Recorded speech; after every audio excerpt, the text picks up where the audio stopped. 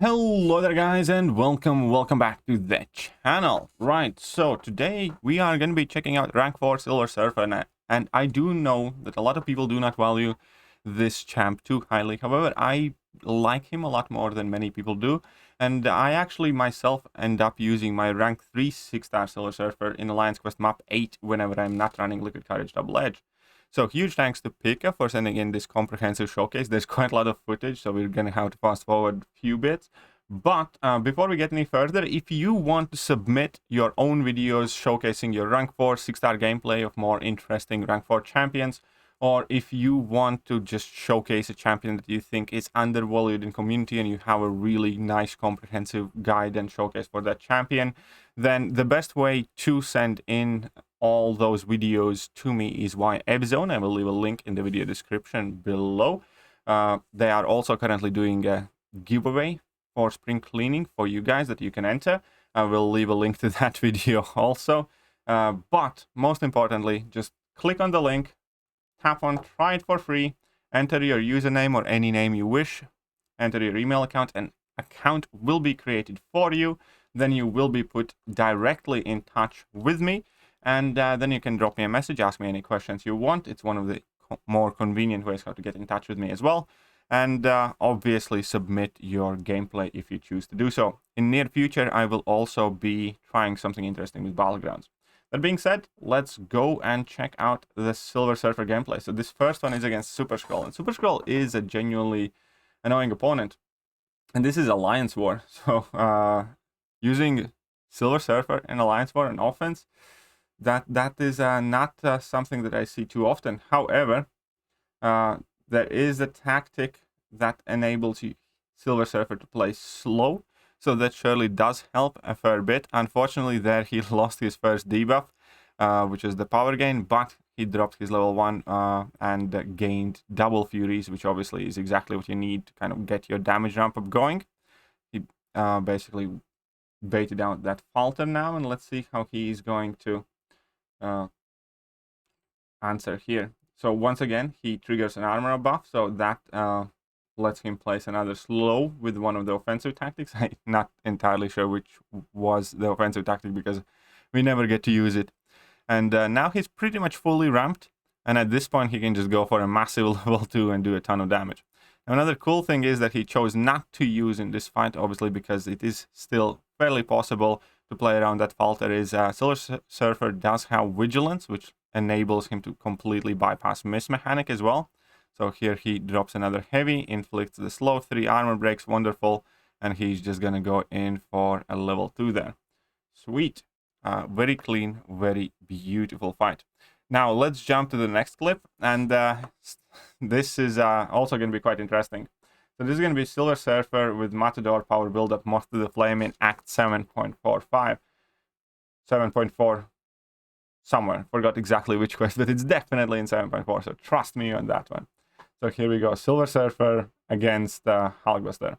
So let's see how it works out for him. So Moth to the Flame works with fervor charges, where you basically need to make sure that you strike opponent plenty and stay close to him as possible before you use your special attacks. Because if you have less than 10, well, it's not going to work out too well for you. So you always kind of have to make sure that you have at least 10 of these fervor charges as you are striking your opponent. Here we can see that obviously he is benefiting from the fact that Silver Surfer does not take damage from shock debuffs. And with that, he basically just gets a free willpower heal and some increase in his damage in the secondary burst damage, to be more specific. And now here, once again, armor breaks, just healing him up. Wonderful against Hulkbuster. Very good matchup here, to be honest. And there, a nice level 2, 27k crit at the end. And here we are. Now he activates his Power Cosmic once again, and that obviously inflicts 3 armor breaks, completely getting rid of Hulkbuster's armors, making him, well, weaker. And that's a very nice, clean finish to this fight. Now we have Paradox, Block Prowess, Prey on the Weak. Prey on the Weak, oh, well, fair enough, because his buffs don't really expire. For most part, they get refreshed. So let's see how it works out here on Prey on the Weak. So he does have Nick Fury Goldpool or Deadpool synergy active. So he, again, as always, pretty much starts with getting that power gain buff. Now he's landing a couple of parries to gain some paradox charges. Now he's going to go for a level 1. He gets both of the Furies active, so at this point he pretty much has ramped up. If he wants, he can activate his armor up buff as well later on in the fight to increase the burst damage on every single hit. And now let's see how it works out for him. So is he going to go for 2 armor ups? Yes, he does.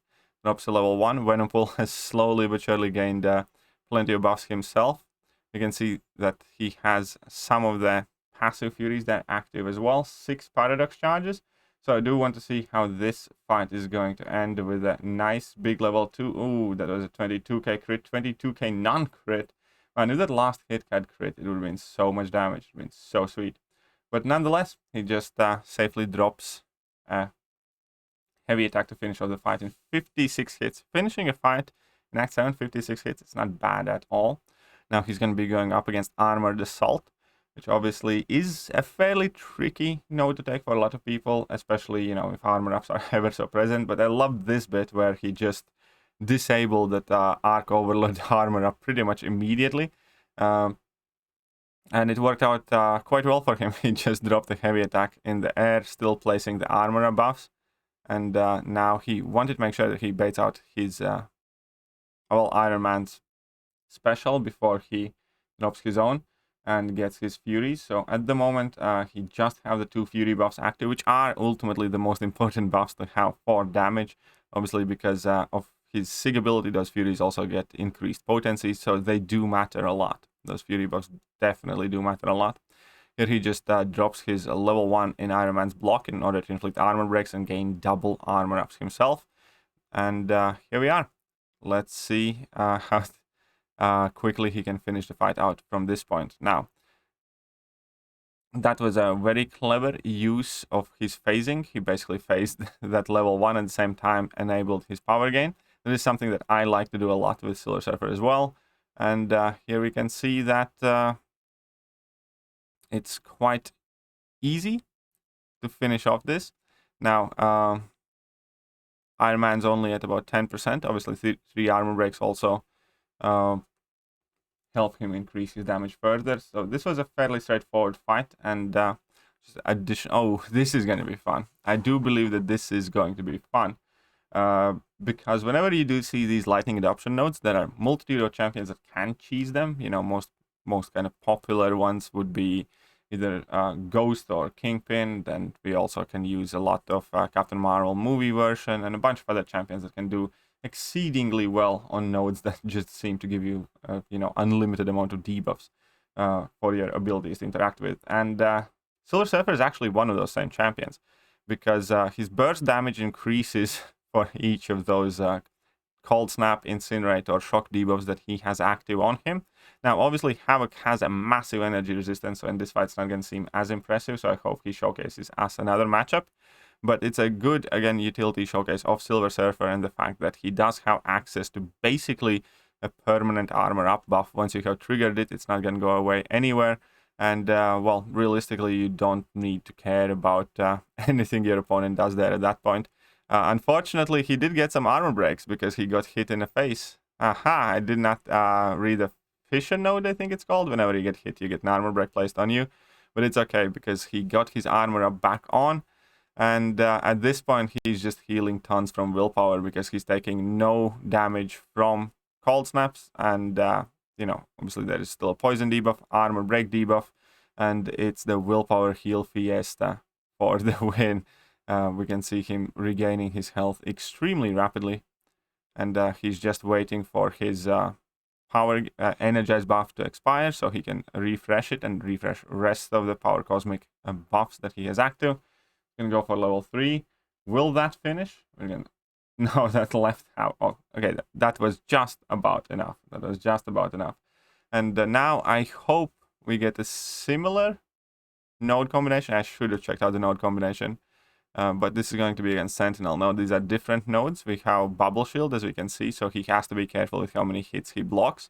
But obviously, Silver Surfer does have a very nice matchup against Sentinel, because he's a Cosmic Champion. He can armor break, and he deals passive burst damage as well. So all of those are factors that, can benefit Silver Surfer, on top of the fact that even if this fight lasts very long and he makes a mistake on a level 2, and let's say blocks that level 2 and gets Incinerates placed on him, then even with all of that, he's not going to take any Incinerate damage. Now we have Cold Snap here active again. I think the Cold Snap node gets disabled if opponent's under effect of an armor break. So that is why it wasn't active for most of the fight, because those armor breaks are genuinely up on the opponent for like 2/3 of the fight. And it's like, you know, only brief intervals where opponent is without an armor break. And here he goes. He drops his power cosmic there. 6. Is that going to be enough to finish? Yes, that is going to be enough to finish. And we could see that his damage definitely did increase on every hit of his level 2 there. Thanks to all of those debuffs that he had on. Now, against Vision Arcus, this again can be quite interesting match, because obviously Silver Surfer takes no Cold Snap damage. Only thing that kind of hinders a bit Silver Surfer in this fight is that you can't get an armor off the stick forever, so you basically need to work with 2 buffs. But that armor break and that Cold Snap, both together again, will give Silver Surfer quite nice amount of willpower healing. And the only thing that you do need to mitigate in this match is obviously opponent's power gain, basically, because Vision Arcus is quite annoying in a sense that he does consistently gain a ton of power. Oh, this is a Thermostat node as well. It's very interesting, because Thermostat basically inflicts a big Incinerate if you do not, I think, heavy or special attack frequently. Sorry, parry or special attack frequently. But obviously Silver Surfer doesn't care for that Incinerate as well, so it's actually a very, very clever matchup here. I love that. I didn't even notice the Thermostat node initially. And Killmonger. Killmonger is, again, fairly convenient food to Silver Surfer, due to the simple fact that, again, armor breaks are pretty much present throughout this entire fight. So as far as matchups goes, anybody that armor breaks easily and frequently against Killmonger is typically going to do well enough. Again, he gets that Incinerate placed on him from Thermostat that should do quite a lot of damage, but obviously nothing happens at all whatsoever, because Silver Surfer does not take Incinerate damage unless there is a significantly increased Incinerate potency, which is one of the reasons why you can fight Human Torch, but you need to know what you're doing, and you need to avoid like your level 1, which is energy damage, because if Human Torch gets a ton of smolders, then Silver Surfer will still take Incinerate damage. So you need to be careful of nodes that do have that increased, you know, shock damage or increased Incinerate damage, or champion abilities that can do that. It's important to be aware of it, because he takes 100% less damage from those debuffs, but if there is a multiplier that increases damage above 100%, then you will still take that damage. It's similar to, for instance, how Falcon reduces ability accuracy by 100%, but if a champion has increased ability accuracy, well, you know, then they still get a chance to evade, for instance. And now Killmonger, that's it. That's all she wrote. Killmonger is absolutely deadish here. Nothing more to it. And Mephisto. Mephisto is actually interesting, because I don't think Silver Surfer is immune to Mephisto's aura, so you do need to be careful of that aura. You can get hit by level 1, and those Incinerates that are placed will not bother you. However, his aura is Incinerate damage, but obviously it's not an Incinerate debuff.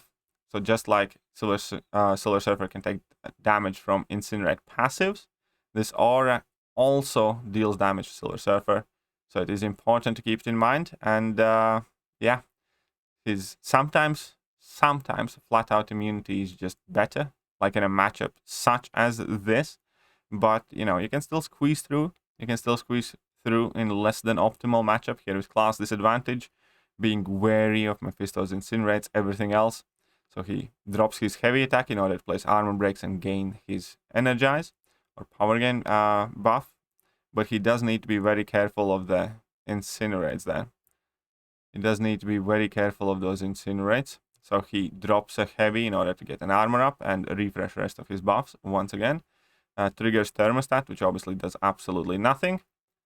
And here, let's see.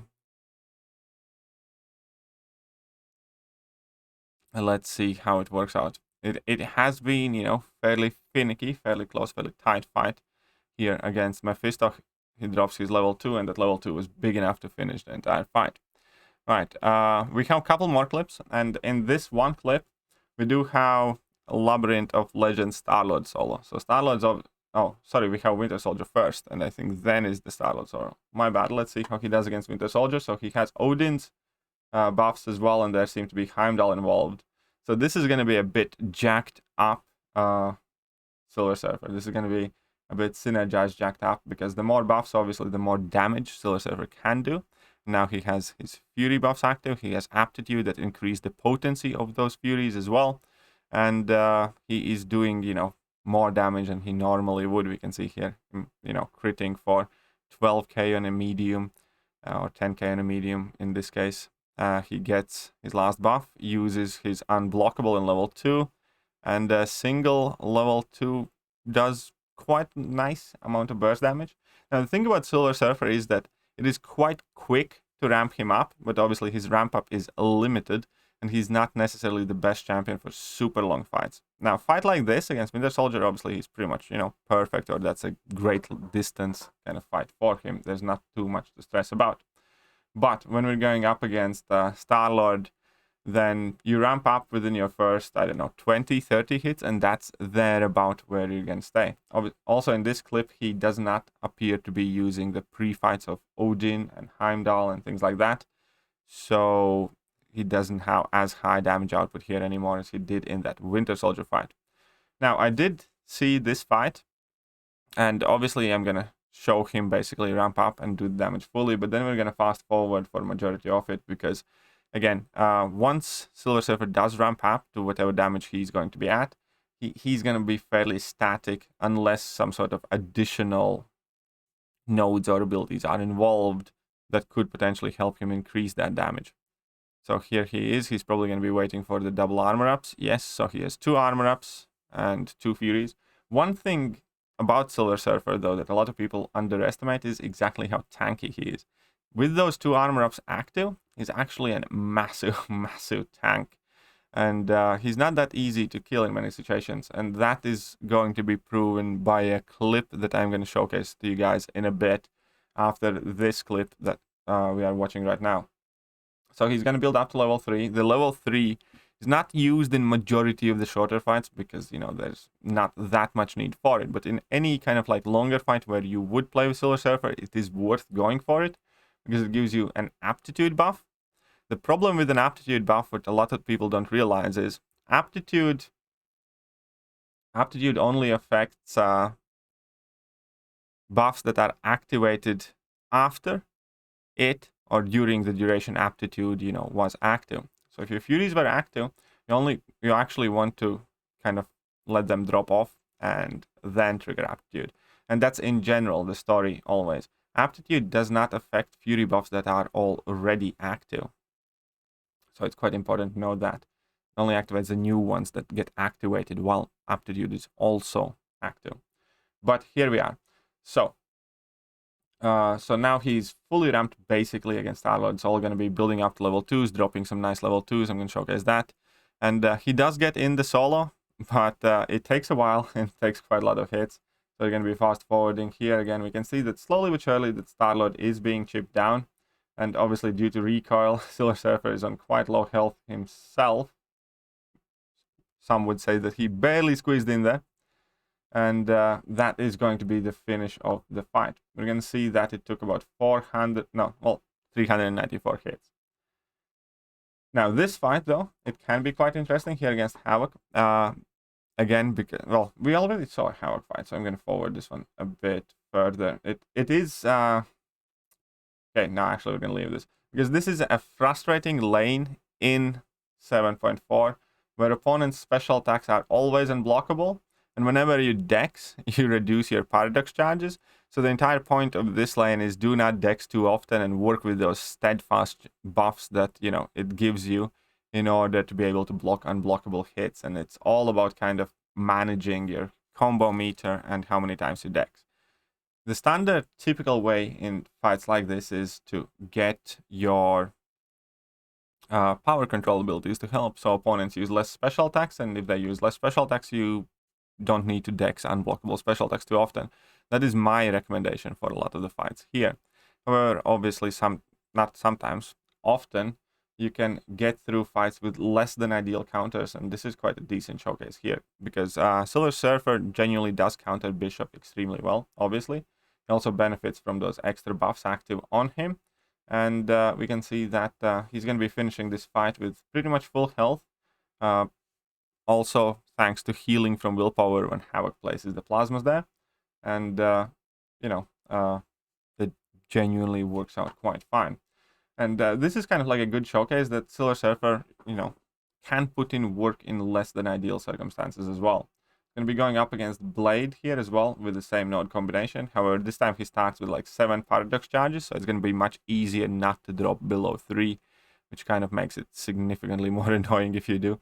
And here he has started his ramp up, he has his power gain active, he's going for level 1, gets his 2 fury buffs active, and you know, nearly is there with like a full ramp up. However, he does need to bait out at level 1, which Blade just does not seem to be willing to throw.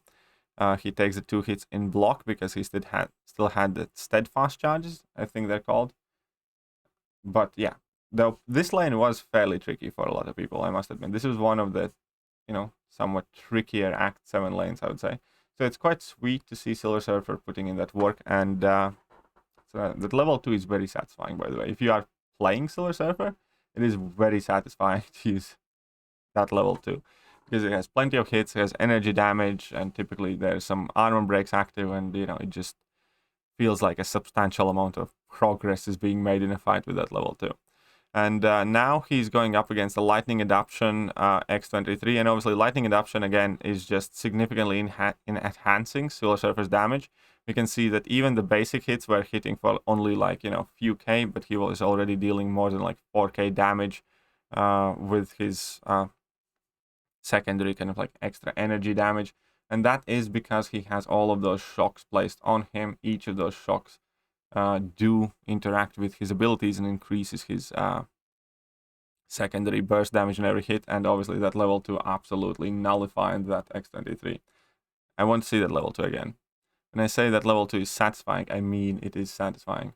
So let's check it out again. He's going to build up to his level 2. He has plenty of shock debuffs there. Unfortunately, here he has to bait out that special. He actually didn't have to do it, but so he has 7 shocks, 5, 4, 3. Come on, he only had 2 shocks though, but still, that level 2 absolutely nuked down that X23. So this has been Silver Surfer Showcase, and again, in my opinion, somewhat of an underrated champion. I know that he's probably never going to get rid of his stigma as a prestige rank up, and you know that is a very big part of the champion, but he's much better than a lot of people give him credit for, and this was a perfect showcase to prove that, in my opinion. Let me know what you guys think, and I'm gonna catch you guys later. See ya.